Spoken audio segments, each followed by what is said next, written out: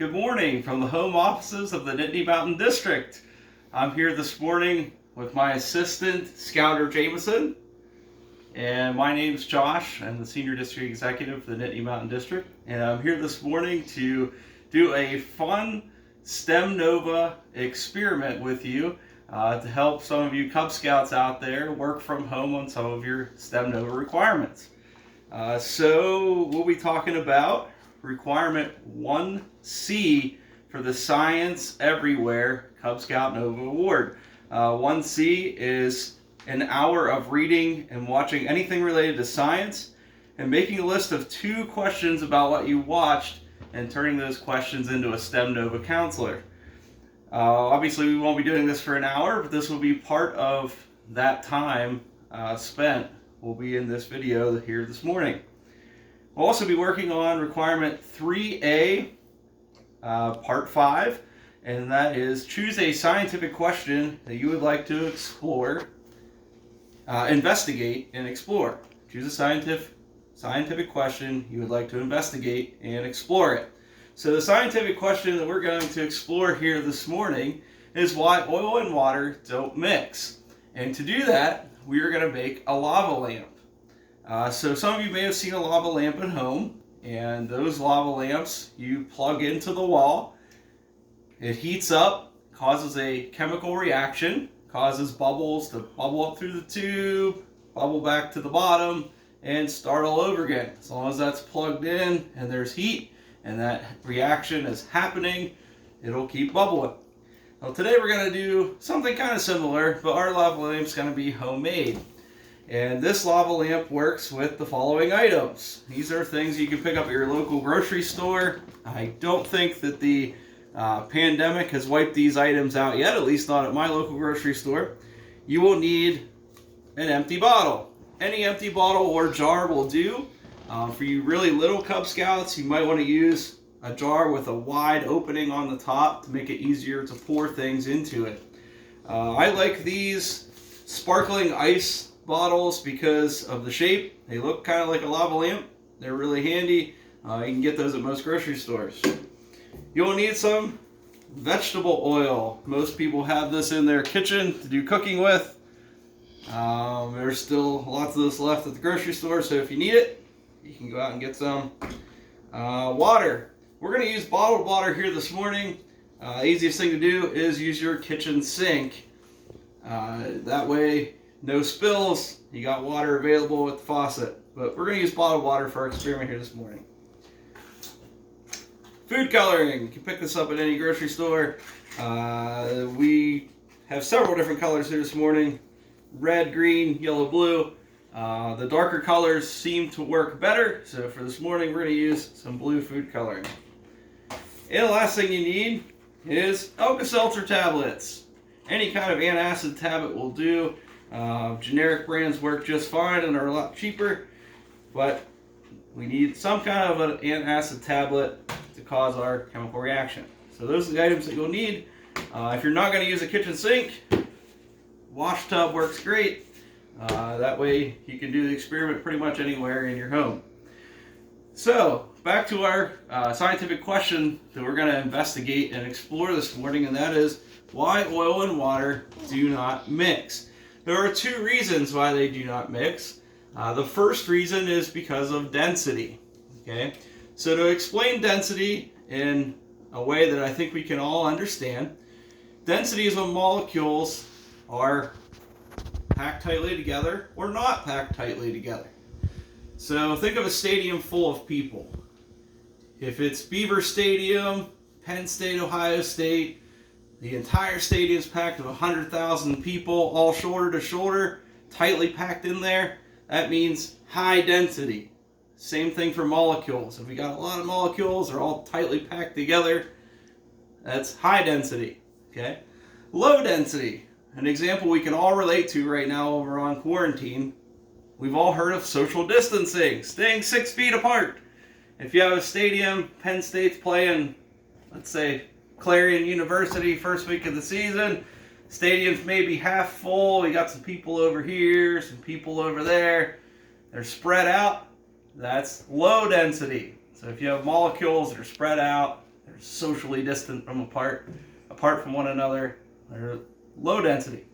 So water that we're using today has higher density. It's tightly packed together, its molecules, than vegetable oil. Vegetable oil has lower density. It's not as packed together with its molecules. So that's one reason. The other reason why oil and water do not mix is because of something called polarity. So if you've learned about magnets in school, you know that they have polar opposites or attractors. Okay, so if you have a positive magnet, a negative magnet, you put those magnets together, opposites attract one another. Okay, if you have two positive magnets, they repel one another. You have two negative magnets, they repel one another. Oil is very unique in that it's non-polar. It does not repel, it does not attract, it just comes to a screeching halt. So if I took this water and I put it in this bottle and I mixed it with Kool-Aid, the entire thing would turn red because the polarity in the two, it will mix everything together, it will all turn red. If I put water in this bottle, vegetable oil in this bottle, you would expect that the whole thing would turn yellow, the color of the vegetable oil. It will not. The water and oil will stay separate because of density and polarity. So let's try it out. First thing we need to put in our bottle is water. You can fill this about 2/3 full. The easiest way to do this again is in a kitchen sink with a faucet. That looks pretty good. We got about 2/3 full. Set this aside. And then we want to go about 1/3 full of vegetable oil. Again, pouring this in the sink is your best option. Also, for you little ones, if you have a big glass jar or something with a wide opening at the top, it makes it easier to pour. So as you can see, let's get our cap back on the bottle. Oh.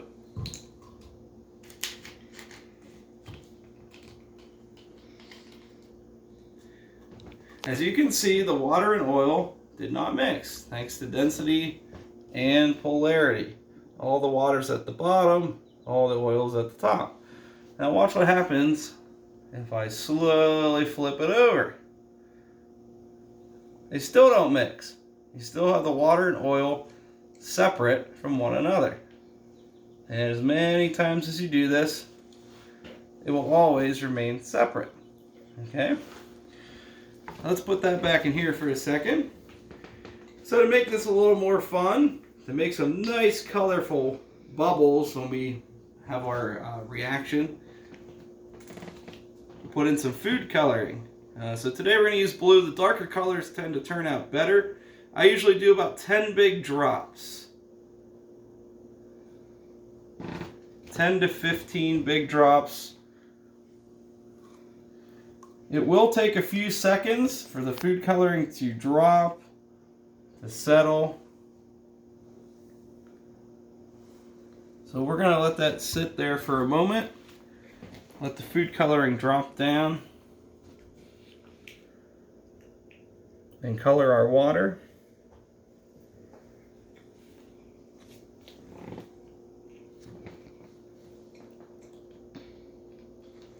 Am I doing okay, Jameson?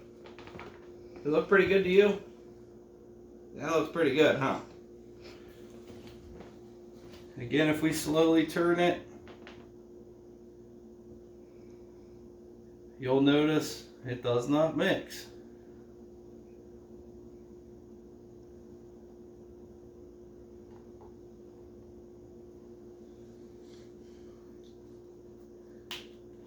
You may need to add a few more drops of food coloring. If the food coloring doesn't drop down right away, you can add a few more drops. Usually 15 at the most is plenty.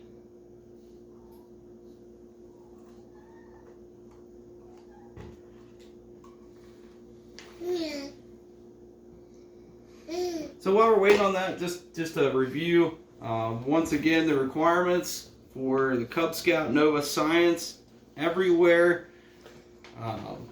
is what we're working on, and the requirements are 1C, which is an hour of reading and watching anything related to science. This will be part of that time. And also 3A-5, which choose a scientific question you'd like to investigate and explore it, which our question today was, why do oil and water not mix?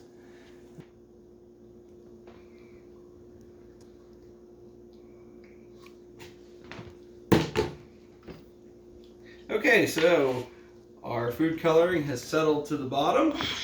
So we'll put the cap back on there. Set that aside for a moment. And we'll grab some Alka-Seltzer tablets. So when we drop an Alka-Seltzer tablet in, it will cause a chemical reaction that will cause the colored water at the bottom to bubble up through the top and return to the bottom again. And that reaction will happen as long as the tablet has not dissolved. So what I like to do is break the tablets up into several pieces, break it in half for today. That way you can do this more than once from each tablet. Now, there is something to be said for the more of a tablet you put in, the bigger reaction you get. So bigger bubbles. So if you put a whole tablet in there, you're going to get really big bubbles. If you put a quarter of a tablet in there, it'll still bubble, just not as big and not as long. So depending on how many times you want to do this, if you've got 4 tablets at home and you want to sit all afternoon and do this, break them up into tiny pieces so you can keep doing it. If you want to just do it once, go big and go home, put the whole tablet in. That works too. So we'll put half a tablet in here.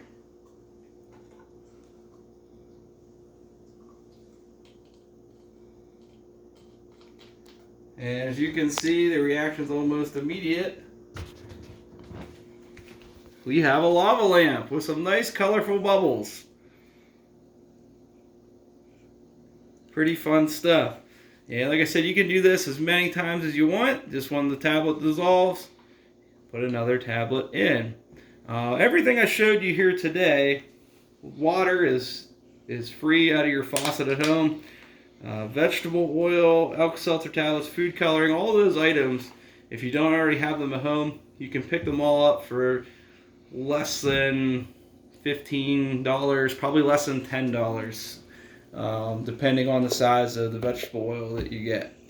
So it's a cheap activity, it's a fun activity, it's something you can work on at home. And if you participate in this, if you make a lava lamp, we would love to see them. So here's what I'd like you guys to do. If you try this at home, if you make a lava lamp, I'd like you to video it, send it to me. You can email it to me at josh.woods@scouting.org and have some fun with it. If you're okay with it, we would love to share your videos with other scouts to inspire them to work on this activity from home as well. So thank you. Thank you for Mr. Jameson over here. He thinks it's pretty cool. And stay safe, everyone.